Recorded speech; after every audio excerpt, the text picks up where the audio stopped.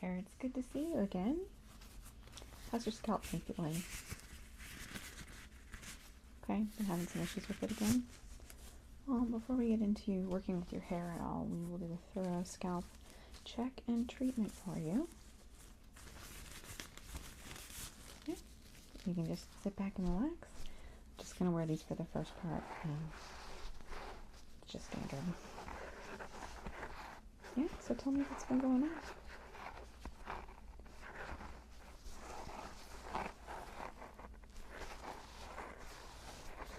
Okay.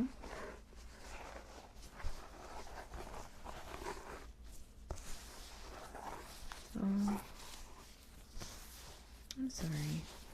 That sounds kind of rough, actually.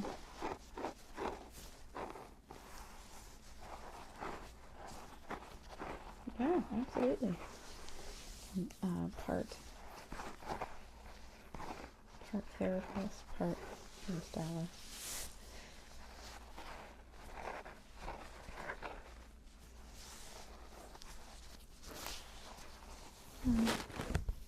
Yeah, we'll go ahead and start at the beginning. We've got a little while. You can go into all the gory details of it.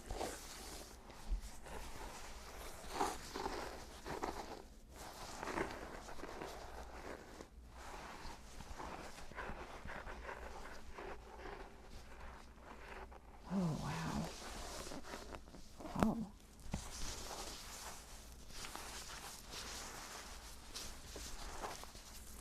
Well, what did you do about that?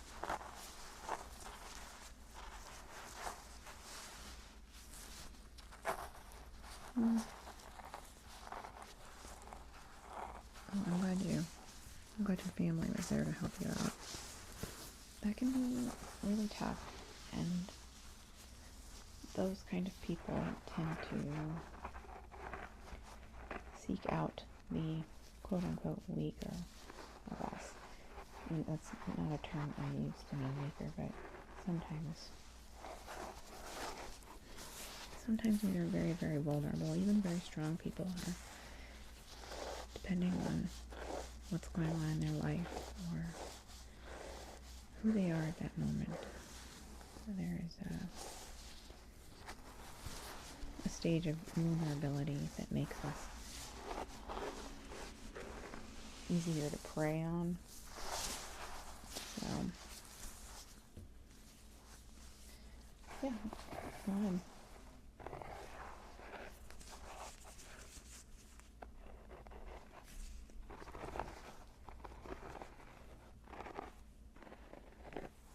Well, how long were you? Okay, well, that's long enough to get. It's a long time. That's a long-term thing.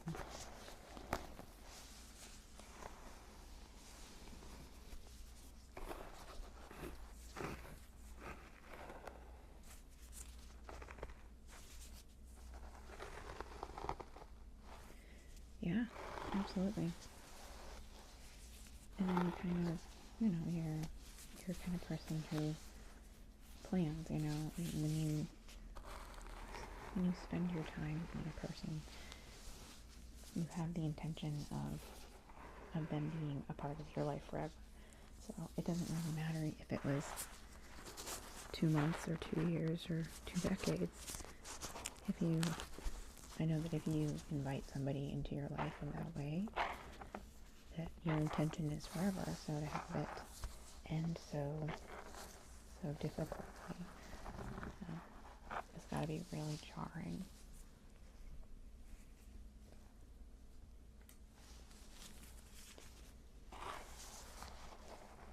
Yeah, I end up seeing some scalp issues. We're just going to scratch it off a little bit and then just treat it, and then we'll get into fixing the hair.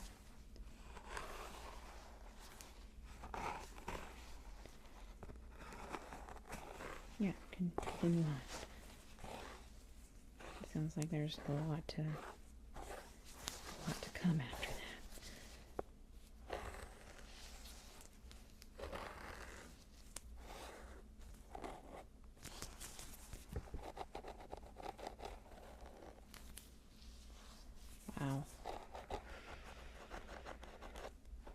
What did your family do about that? Yeah, no, that's probably for the best.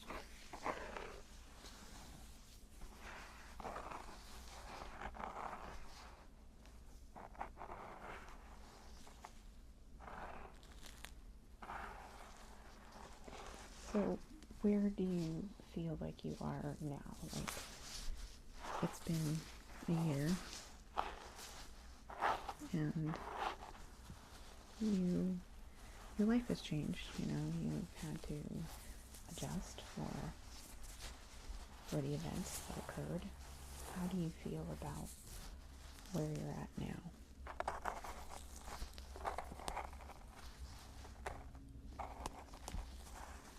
Okay. Hey, it doesn't matter how long it's been. If you still feel pain, is there still harm there? You should never focus on feeling bad that you still feel bad. Okay? Well, it means that when you feel guilty about having an emotion, not only does it tend to amplify those negative emotions, it's also like, it's not in your control. It's okay that you still feel hurt about it. It's okay that you still need to talk about it. It can be hard when your friends and family are tired of hearing about it. But as somebody that needs to process things over and over and over again until I feel they are completely solved, I get it. I know where you are at this.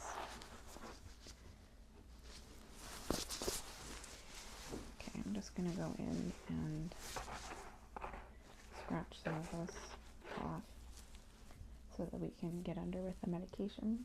You continue your tale of tragedy, or your tale of growth. It'll be growth eventually.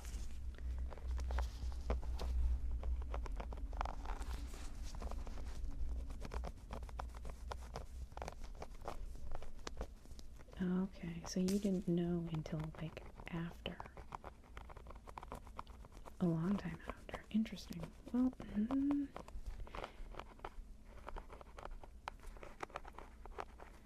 like me, you had a loving family and were a little bit sheltered and haven't met a lot of kinds of people. And I understand. I've kind of chosen myself to go through life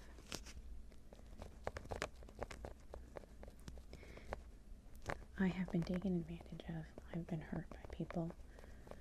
I've been disappointed by people. But I don't want to be jaded to the world. I want to be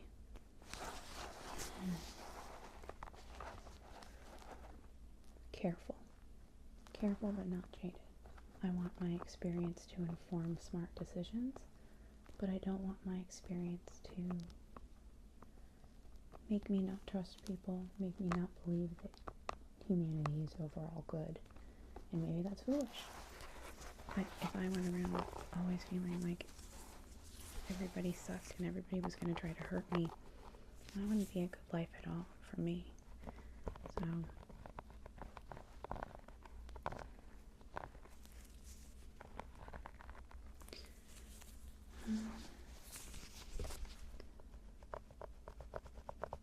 well, I don't think that's productive. Maybe.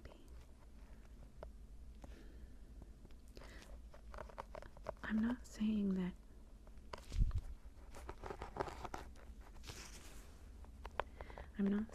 it's not for us to judge, because I don't believe that. I think that it's important we judge. I think judging is how you keep yourself safe. It's how you evaluate wounds and veins, you know. What I'm saying is that I don't think it's productive to try to figure out whether or not he's a bad person, right? What you should keep in mind, what you should try to figure out, and what from what you've told me about this during the conversation, is that he's a bad person for you. And that's the important thing. It's not about whether he's evil and whether the world should punish him and whether karma will get his ass eventually. It's about you need to remove him from your life because he's bad for you. That's a productive conversation to have with yourself. Not whether he is all evil, you know? Because that's not something you can ever really know, because you only know what's in your own head. You can judge yourself good or evil, but you can absolutely judge whether or not people belong in your life or your loved ones' lives. Although that's really for them to judge, but you can advise. So, as your friend, let me advise you. It sounds like he's really bad for you. It sounds like he did some things that I would consider unforgivable.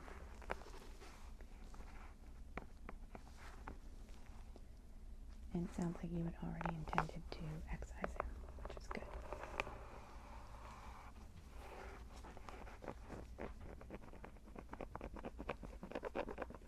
Well, you don't feel stupid. Don't feel stupid. That kind of person is a sad kind of person. I pity that kind of person.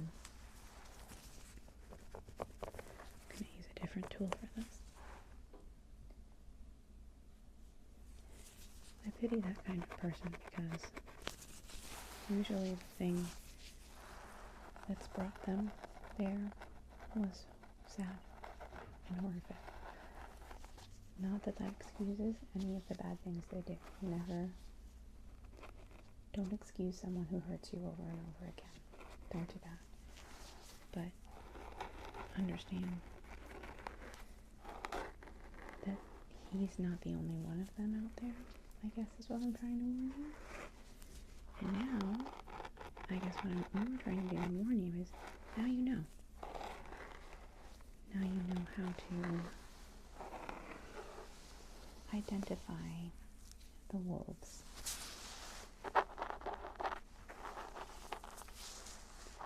Because even though I don't know if I believe, I sometimes do, I sometimes don't, if there is true and utter evil in this world, or more that I don't know that I can be the judge of what is true and utter evil. I do know that there are people that are very bad for me. And for you. And that we grow and we learn to identify them. So, every sad thing is a chance to grow and know better and be better. And you are better. You're better with us. So,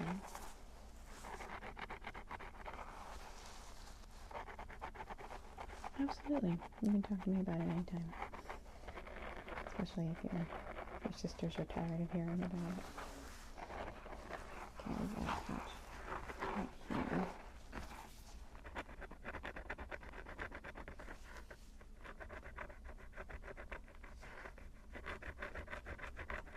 That's good. I'm really glad to hear that. I've always had trouble with therapy, partially because it's so hard to get a therapist these day and age, at least where I live. But I also kind of already have therapists in my life. I have several people that will listen to my problems at length and offer me advice and counsel and relief. So I didn't ever feel like I needed a therapist, but when I went through something that was too hard for me to process with myself and with the people I could process with, I was glad to have a therapist to talk to. And the nice thing about a therapist, as opposed to, say, my with a friend. The therapist doesn't know me and doesn't love me and doesn't bullshit me. So if there's something that I'm doing that's foolish or wrong or bad for me, a therapist can call me out on it. Whereas, you know, mom's never gonna, I mean, she'll bring things up in a very casual manner, but okay. Let's go ahead and put the scalp treatment on.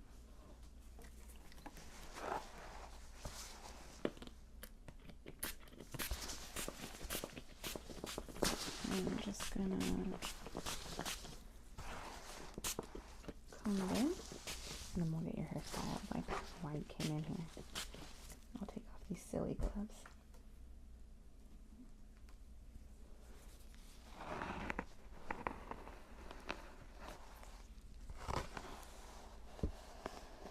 I'm just combing it into your scalp now, okay?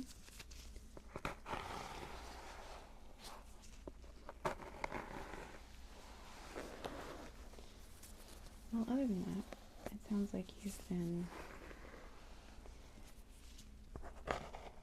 in an attempt to move on from this, you've been branching out, trying new things. That's cool.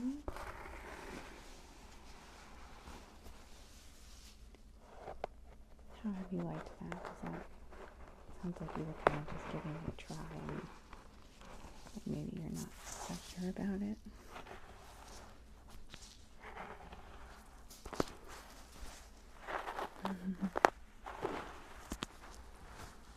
Hey, you know, if you tried and you don't like it, there's no shame in that. There's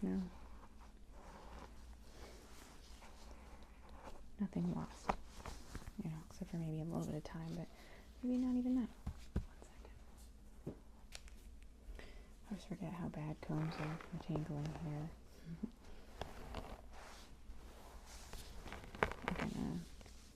I'm just gonna take this.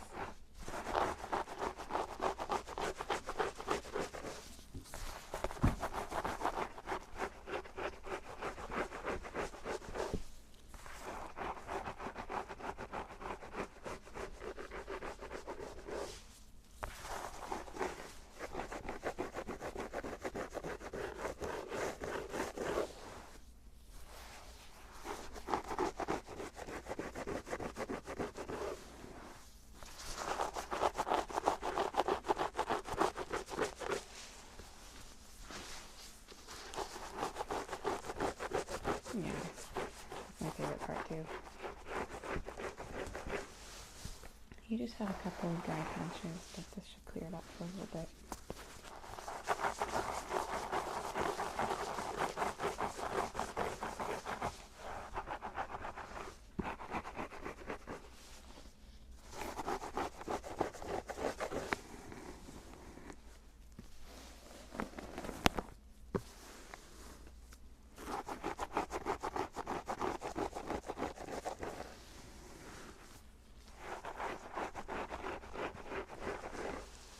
There you go.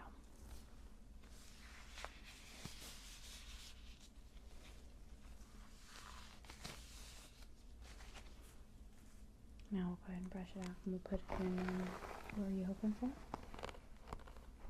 And okay, we can do that. Are you doing something fancy? Oh my gosh, I can't believe we didn't ask. Who's getting married? Oh, what? They didn't invite me? No, it's fine. I only went to college with one of them. I don't think she liked me very much. No, I don't think she disliked me.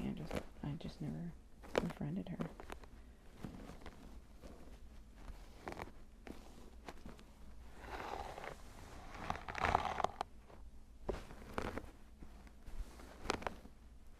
So do you think that you'll go back?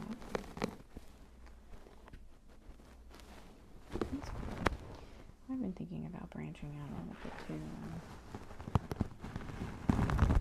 Feeling that pure interaction. Spend most of my time with my family. And I love my family, but it's not quite the same thing.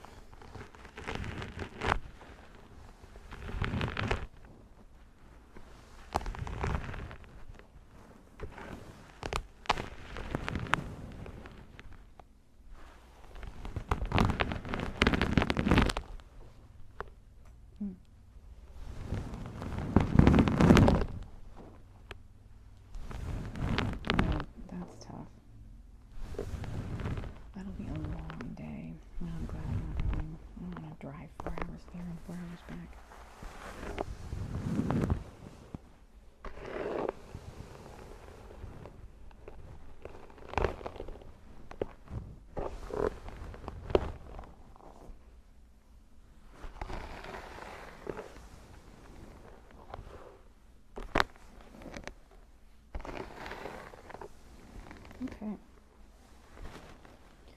So we're thinking like braid around there and the rest of it up in a bun. Okay. Typical wedding fare.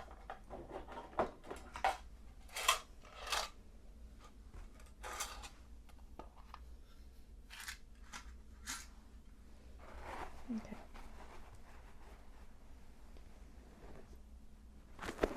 Yeah, that's nice. I wouldn't be able to.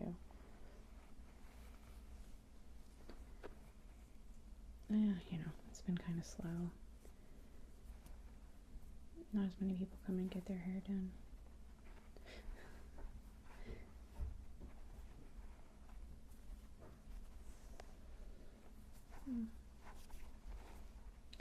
I haven't been to one in forever. I feel like all of my friends are already married.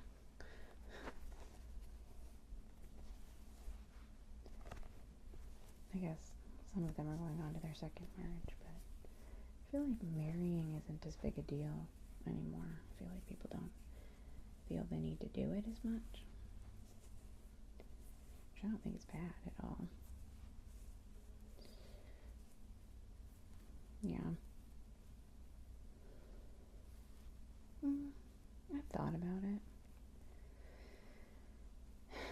You know, my first one wasn't what I wanted, or really with who I wanted, but it just seems like that there's really no point anymore.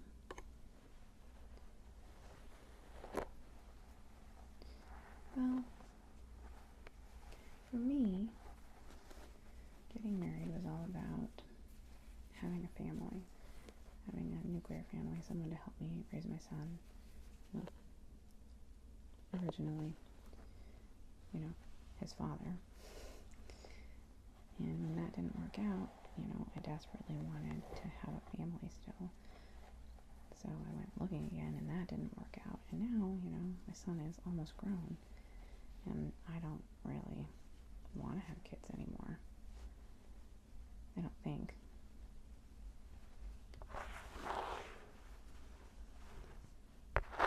You know.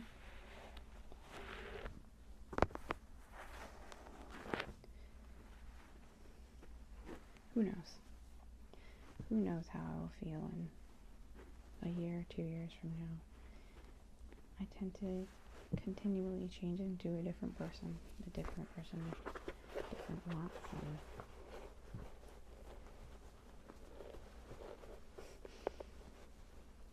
and even from day to day, sometimes I'm like, ugh, it is so nice. My life is so nice the way it is. And then sometimes I think, I'm so lonely.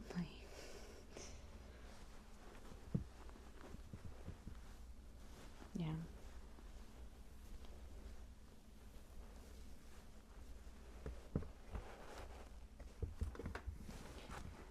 Okay, we're going to tuck your hair up under here. Just like that. And then we're going to put a bunch of bobby pins in to keep it still, okay?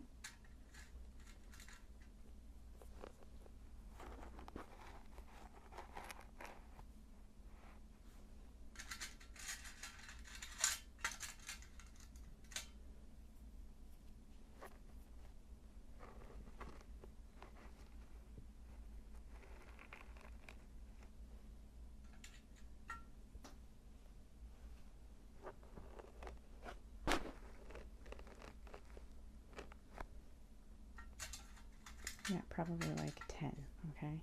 You can keep them. You don't have to bring them back.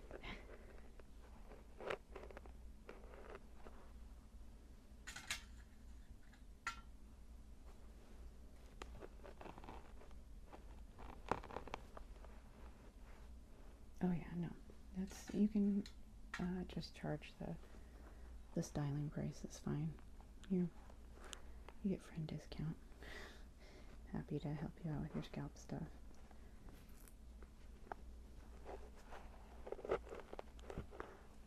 There we go.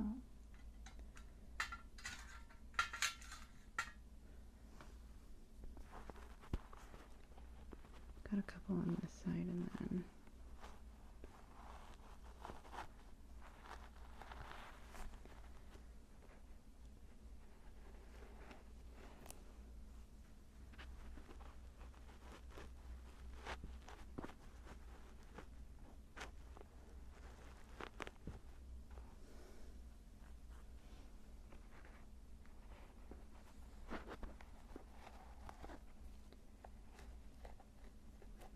what colors? Oh, that's nice. Oh man, no, I'm never hurt when somebody doesn't want to make me their bridesmaid. I'm kind of like, ooh, bullet dodged. If I go to a wedding, I just want to go and have fun. I mean, I would do it for certain friends, but okay.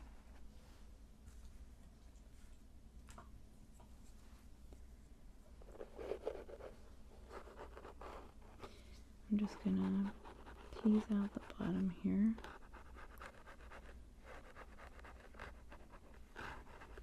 Hey, no problem. And you can talk to me about it, like, not in my place of work. You can call me.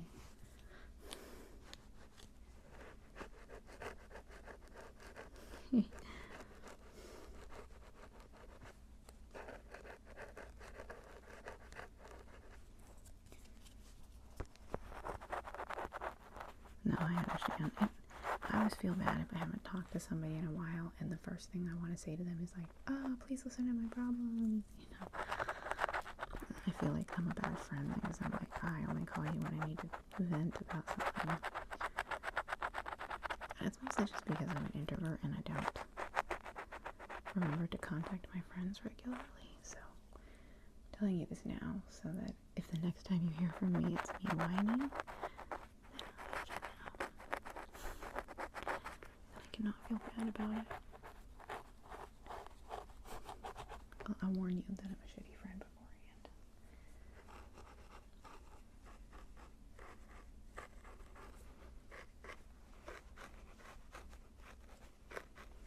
Yeah, I'm just making it poofier in the back, although you don't really need volume. It kind of happens naturally for you. Lucky. I used to be like that. Okay.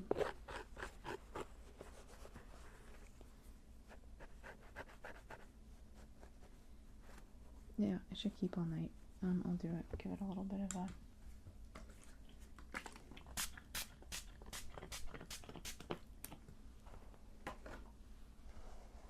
Try to keep the flyaways.